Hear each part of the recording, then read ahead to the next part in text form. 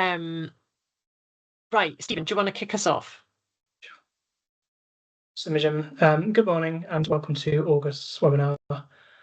This month we will be looking at overseas learners and how you can use the HE license to facilitate that function. So, as always, a little bit of housekeeping. Today's session is being recorded and will be shared with registrants later in the week. So if you'd like to share the recording with a colleague who couldn't attend, or you'd like to revisit any of the content we're covering today, you're able to do so. A copy of the slides and the Q&A will also be sent out to registrants next week. The audio for the session is available through your computer speakers or by dialing in via phone. So if you experience poor sound quality at any time through your speakers, you may try dialing in the session by phone instead. And that can be done by accessing your device settings at the top of the screen within the Teams session. Click the three dots, the More settings, select Device Settings, and a Device Settings area will open on the right-hand side. Participants will remain muted throughout the session, but there is a chat area which can be accessed via the top of your screen within Teams, and we'll be monitoring that throughout the session. So please submit any questions or comments you may have at any time, and we'll have an open Q&A at the end of the session.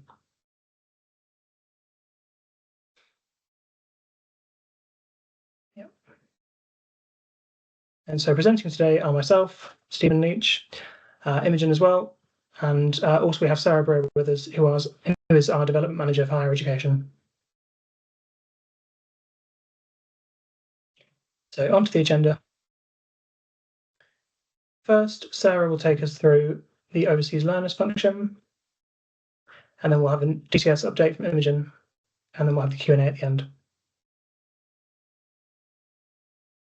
So I'll now hand over to Sarah to talk a bit about the overseas license. Stephen. So Imogen and I thought it might be a good idea to have a look at the overseas provision that's available under the license, because we have had quite a few more queries about that this year, and I think it is an area that's growing. So there's two elements to this. I think next slide, please, Stephen. So we've been providing an overseas campus-based provision for quite a few years now. It was in a pilot stage and it went live in 2019. But I thought I'd start with what overseas campus-based students are not. So for many years now, we have included distance learners as standard within our license, and they can be distance learners that are studying either in the UK or they can be overseas. And these are students who are studying away from your premises, but don't have any contact hours, or they might have, 3 or 4 hours a year for assessment purposes or something like that. So they're studying remotely and directly, so an online course, for example.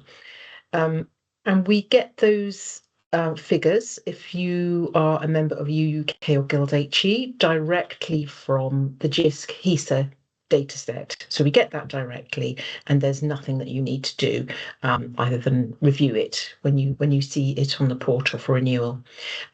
If your HEI isn't a member of UUK or Guild HE, they're declared to us directly, and that happens every year at renewal.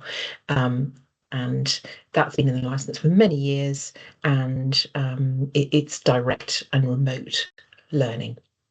So next slide, I think, please, Stephen. So this is the main part of this little presentation. So we became aware about 10, 11 years ago of a bit of an expansion in this area. So learners who are studying overseas, but they're not distance learners, they're based at an overseas campus, and that could be under a range of different models. So we had a pilot running from around 2014 to 2019. So a good 5-year pilot, and we learned quite a lot during that time. It was very thorough. We did a lot of consultation with the people who were taking that pilot, and I think the thing that stood out for us beyond everything else was that it's a really diverse setup. there are so many different scenarios, there are so many different models, and that's why we wanted to keep in this element of flexibility. So those students could be studying at an overseas branch of your university, or they could be studying at the campus of a third-party organisation with whom your HEI is in partnership. So it could be, for example, collaborative or franchise provisions, consortia, joint awards, things like that. And unlike the main license, we where we ask for 2-year backdated figures, we work here with 1-year backdated figures because of the sort of ephemeral nature of these things. And if your university wants coverage for any students, you'd need to advise us directly at the annual renewal stage, and that applies whether or not your university is a member of UK or Guild HE. So we ask you to declare those numbers to us directly. We do get information from HESA and JISC for you UK Guild HE members directly, but we don't use those. And I'll come on to that in the next slide. So every year when you get your renewal around June time, you will get a link to your portal where your portal account where your figures will be included. And this will include a field for overseas campus-based students. If you've previously taken this option, and it is an option, it's not compulsory, then there will be a figure that has been automatically populated from the previous year, and you can adjust that as may be necessary. If you haven't had coverage before, then it will be listed as nil. And again, you can adjust that as you like, as you need. And we can't tell you which ones to, how many to declare, but we can give you a little bit of advice about which ones you might want to declare and which ones you might want to leave out. And at the same time, we ask that you complete what we call an OCBS declaration form, which has a little bit more information about those students. And we can wait a bit longer for that. We would normally ask for it from the 1st of August. So if you were thinking of asking for coverage for next year, from 26-27, we want that by the 1st of August 2026, but we can wait a little bit longer because we do realise that, especially if it's new provision, that you have various departments to liaise with, etc. So the sort of things we would need on that is the name of the course. If you've got the course code, that's a bonus, but it's not essential. The name of your overseas campus or partner, and the location, the country, and the number of students for coverage. And again, as I said, it's 1 year backdated. So I'm trying to get my years here. So for 26-27, we would ask for figures from 25 to 26. Okay, I think next slide, please, Stephen. So a little bit more lowdown, a little bit digging deeper. So what does the element of the license, the OCBS element of the license provide? So it provides access for those declared students to paper and digital copies that are made in the UK in connection with the course on which they're registered. So in practice, that generally means extracts that have been digitised in the UK or copied from a digital source and then made available via a secure network. And it also provides it provides access to the same copies for any staff that are teaching those courses that have been declared to us. So you don't need to declare the staff. We use the number of students as a proxy, and the staff are automatically covered, provided you've listed the names of the courses.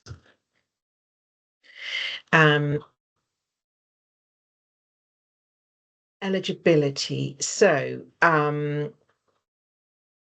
students for coverage must be enrolled or registered on a course of study that leads to a UK HE qualification, and joint enrolment registration is absolutely fine. They need to be registered or enrolled at your HEI. Again, joint is fine, but they do need to be registered at your HEI. If your university is a member of Universities UK or Guild HE, they do need to be reported to HESA or JISC under one of its categories. We don't use that data for invoicing, which I'll come on to, but there are a couple of categories which I can link to. But the registered reporting provider, studying overseas for UK HEP award, overseas campus of reporting provider, or there's another one other than an overseas campus of reporting provider. So that will be your partnership collaborations. And they need to have access to your HEI secure network. And some or all of their learning material should be provided via that. The secure network can be managed overseas, that's fine, but it needs to be accessible from the UK, for example, if we needed to audit on a very rare occasion that we needed to audit. The fee, so I think we've looked at arranging coverage already. The fee is, I should know this, should know this off the top of my head. I believe it's £6.19. I'm going to double check that because I want to be sure I got it right. It is, yes, £6.19 plus VAT. And again, this fee was we undernard and discussed with the Universities UK and Guild HE over what should be charged, and there was a lot of work went into, well, how can we make that fair? We agreed that we shouldn't be charging the full £8.27, but at the same time we needed to charge a fair fee. So there was quite a complex metric in there, and we came out with, it wasn't £6.19, it's now gone up with inflation, but that's the fee per student that you declare. And that will be included as a line in your main invoice. The secure access we've touched on already. Reporting of digital copies, I think this is where we've sort of had a bit of a crossover with the DCS. So digital copies that are made available to these students should be reported to us as usual, and there's no need to mark them as such. There is no need to say that they have been made for these overseas campus-based students. If the course code is different, then I think we would ask for that as part of reporting, but there's nothing else that you need to say to tell us that they are overseas campus-based students. And there is further information available. I've put a link to the guidelines, or you can contact me if you like. I realise there's one other thing that I haven't come on to, and that's why we don't use the direct figures from HESA, and why we ask universities to declare directly to us, and why they might not want to declare all of them. So, as I said, there are so many different setups. There are overseas campuses. Thank you, Imogen. There are overseas campuses that are completely self-reliant. They're self-contained. They have their own library. Everything is copied at source. They may have a local license from a local collecting society. And in that case, there would be no need to take a CLA license as well. We don't have a mandate to license copying that's done overseas. That would fall within a local licensing organisation. And again, you might have some students on certain courses that are self-contained, and others that are not. So we like to leave the details up to you. And again, if you do want to chat it through, we're very happy to do that. We can't tell you which ones to declare, but we can talk you through it. So there are different copyright regimes around the world. Some may have more relaxed exceptions to copyright law. Some may have local societies. And so there's all this to take into account. But I think the main thing to remember is that if you're making copies from the UK and making them available to any such students, that's when our license, or this element of the license, comes into play. And I think that's probably it. Yeah, there's information there. So Imogen's put in a link to a guidelines document, and feel free to reach out to me. There's my email address if you would like to talk anything through. And I'll stay on the call if there are any questions. Great, thanks, Sarah. And okay, over to Imogen for our standard DCS update. Thank you very much, Stephen, and thank you very much, Sarah. Okay, so DCS. Let me just get my clicking working. There we go. So we've got a couple of changes coming up to the way that EHES orders work. So firstly, I'm starting with the current DCS and where we are now. So first of all, as Joe Cox from the British Library mentioned last month, the service charges are going to be increasing for orders made from the 1st of October. And just to say, this information is also on the DCS dashboard announcements section. So if you need to refer back, it is there currently. So that's upcoming from next month, in a month's time. From Monday, however, and since we last met, I've been consulting on the max cost for the copyright fee paid aspect of it. As a reminder, this is the process that we developed for copyright fee paid requests to strike a balance between cost control for you and level of administration for, well, frankly, everyone, for you, for us, for the British Library. So let's just whip through how it works. When an order is placed, the British Library are going to check for whether there's well, can they fulfill? But they'll check the copyright fee and ask, is it within that agreed max cost? If it is within the cost, then that's fine. They'll just go ahead and process the request. So in other words, the act of placing an order includes an intrinsic approval up to that max cost. So they'll just go ahead if it is. If not, then they'll come back to you and check that you want to proceed at that cost. If you say yes, that's fine. They'll just go ahead, fulfill it. And if not, then we'll cancel the order. So up until this point, the fee that we've been looking at is £40. So that's £40 as a copyright fee. Since then, however, recently, the British Library have noticed that a number of items have been coming through at an irritating £41. So that means that basically there's a whole lot of admin for them, for us, for you, for the sake of £1 differential. A lot of these have been US titles, so we're thinking maybe CCC's had an update, or it might be related to exchange rates to the US dollar, not entirely sure. But anyway, many of you, and thank you very much, have responded to the consultation that we ran around increasing that max cost. We now have a definitive decision, and the upshot is that we will be increasing the copyright fee to £45. And this is going to allow for a little bit of future proofing. So, you know, if there's further exchange rate fluctuations, that kind of thing.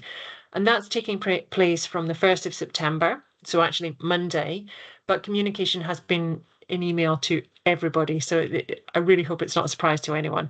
Again, there's information on this on the announcement section of the DCS.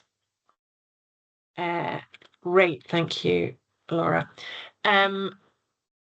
Although I think that's probably related to Sarah's conversation. Right, so DCS 2, so the new platform.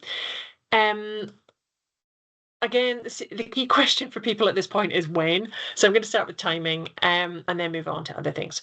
So as you know, we have been reviewing the whole project schedule so that I can give you a timeline that you can plan around. I've checked in with our key development partners, our 5 HEIs, again, and talked about what a release window would look like for 2026. So there's a second peak in the DCS in January and February. For a lot of people, that's semester 2. So we have to avoid that. And then April, May, if I look at the activity in the DCS, it's much less busy, but actually staff can still be very, very busy with exam-related activities and other things. So possible, but not ideal. And then we have to make sure that we allow time for migration-related activities, so training staff, getting familiar, before or after the Easter break. So we wouldn't want to migrate and then go on a break. So taking all of this into account, we're looking at kind of early spring. We're in the process of putting together the full launch plan, and I'll add detail to this and a precise date and all sorts of sort of testing schedules and things like that closer to the time. But for the moment, we're saying spring. Okay, so next, data cleanup. So this is not an urgent thing, but I think before we move, I would encourage you to just look at your data and think about what you want to bring to the new DCS, and what perhaps isn't best served there. So I would suggest that you look at and remove, if you don't want them, DCS users. Stephen, can you? Yeah, thank you.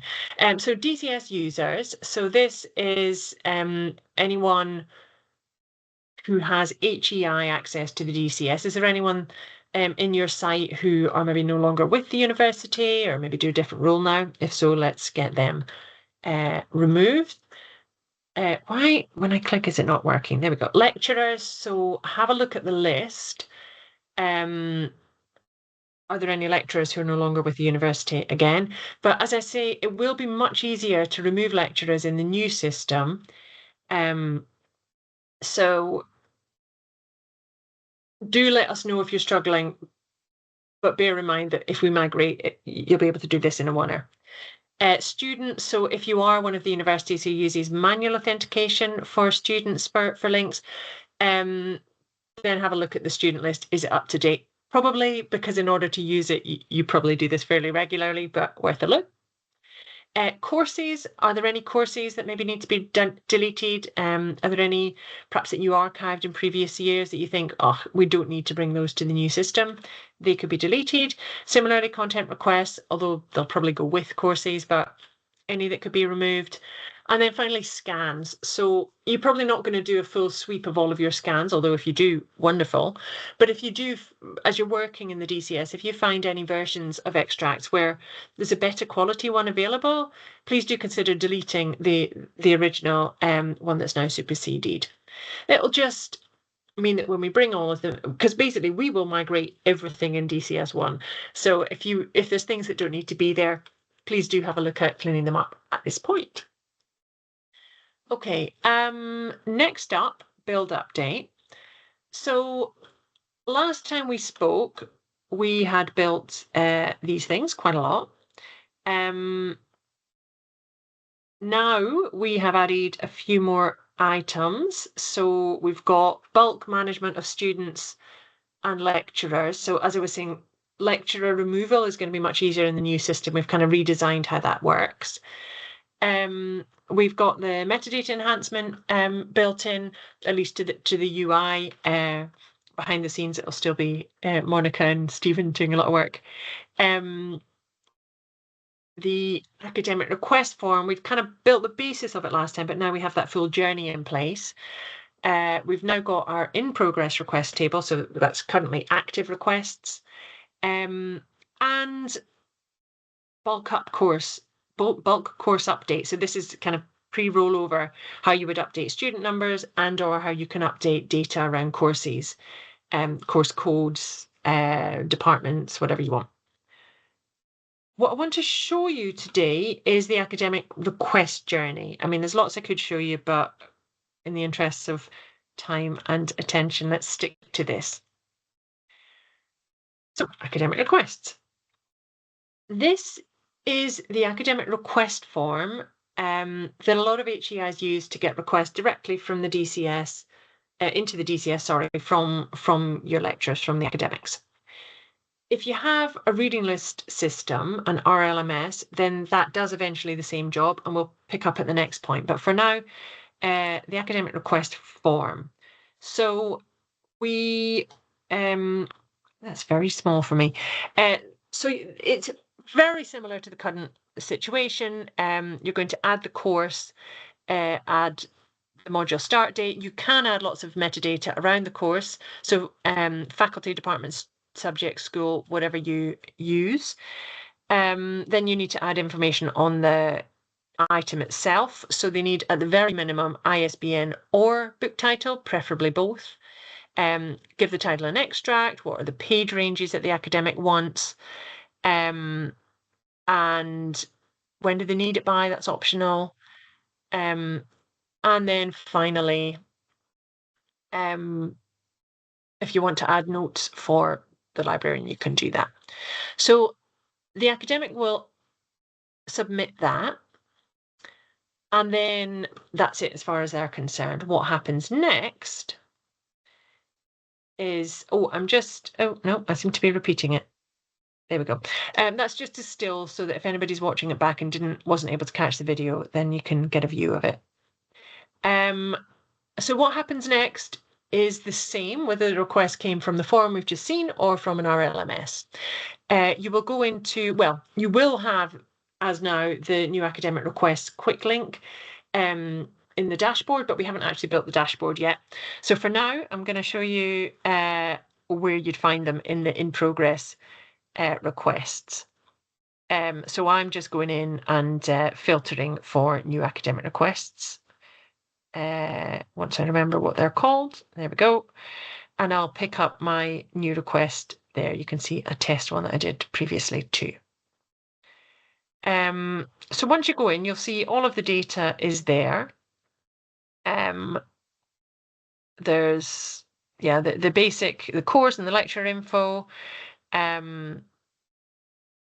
info about what's being requested, the license verification. So we've got that integration with check permissions again. And then any notes that the lecturer is given. So as now, you're going to click Assign to Me. You'll see the original data from the academic on the right, and then the working version in the kind of main frame.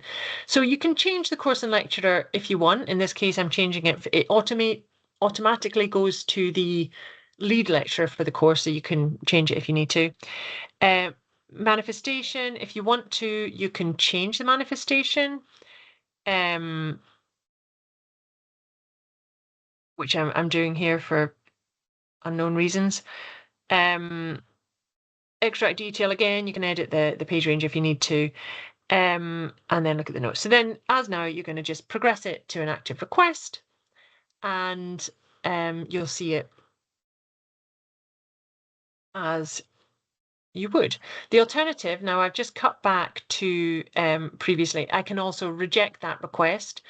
As now, I've got a list of reasons that I can choose from, add a little bit of additional information if I want, and that's an internal, and then I can choose whether to email the lecturer or not. If I do, then I've got these editable fields, I've got all the metadata, and I can add an additional message just to let them know, you know, why I can't process it a little bit more detail if I want.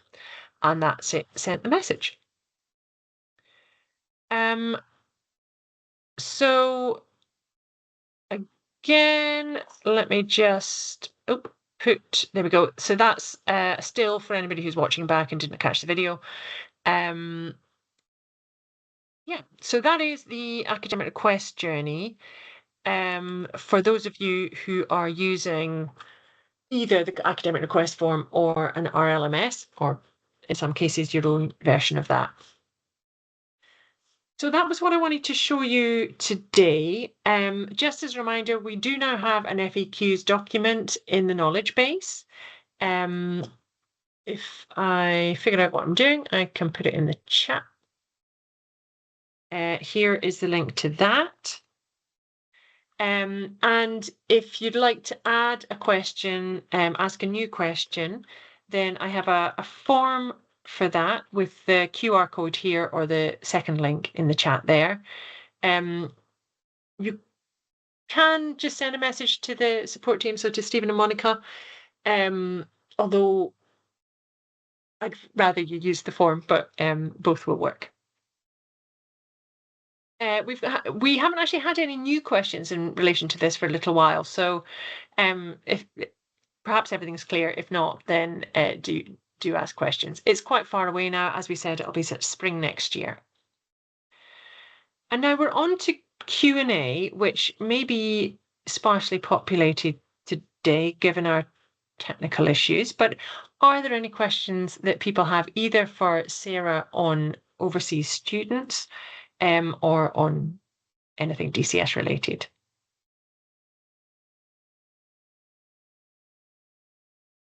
I think we have quite a small group for technical reasons today, so I think we might draw it to close there. So thank you very, very much, everybody, and we'll see you next month.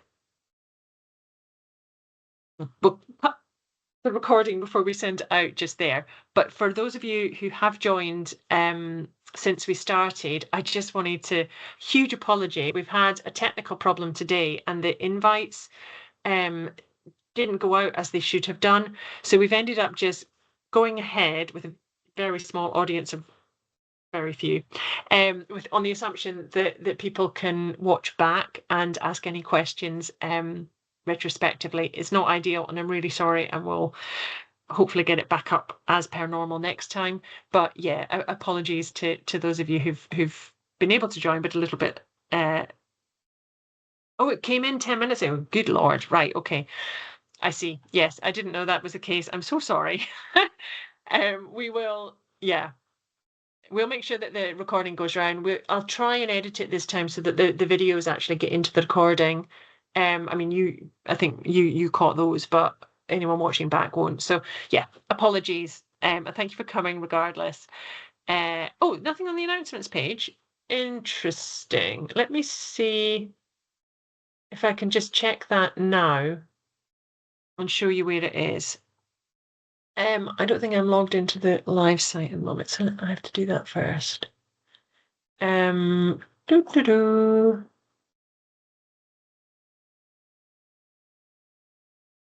Yeah, it is. Okay, right. Let me share something different. I'm going to share this window. So this is the dashboard for the DCS. And just check that you've got the announcements toggled on.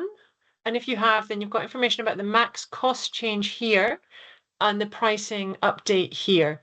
So the announcements you can toggle off and toggle on. And if you've got them toggled off, then yes, you won't see them. But toggle on, have a read, and then you're welcome to turn it off again. I'm just going to stop sharing because I've lost the chat. There we go. Yes, that's what you see.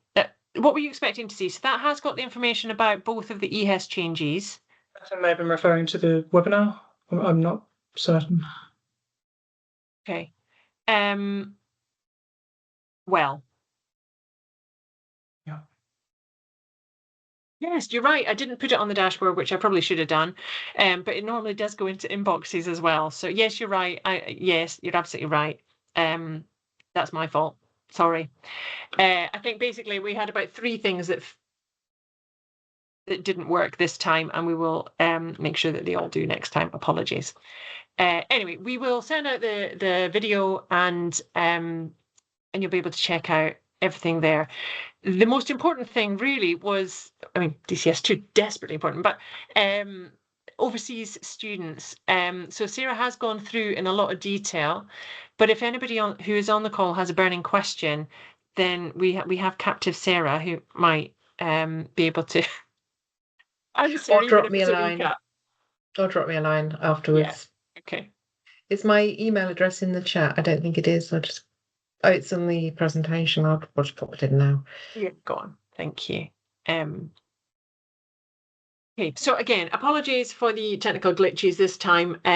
We will hopefully be back to normal next time, and we'll see you then. Anything that comes up when you do watch the full, let us know, and we'll get back to you as quickly as we can. All right, thanks, folks. Thank you. Bye for now. Bye. Bye.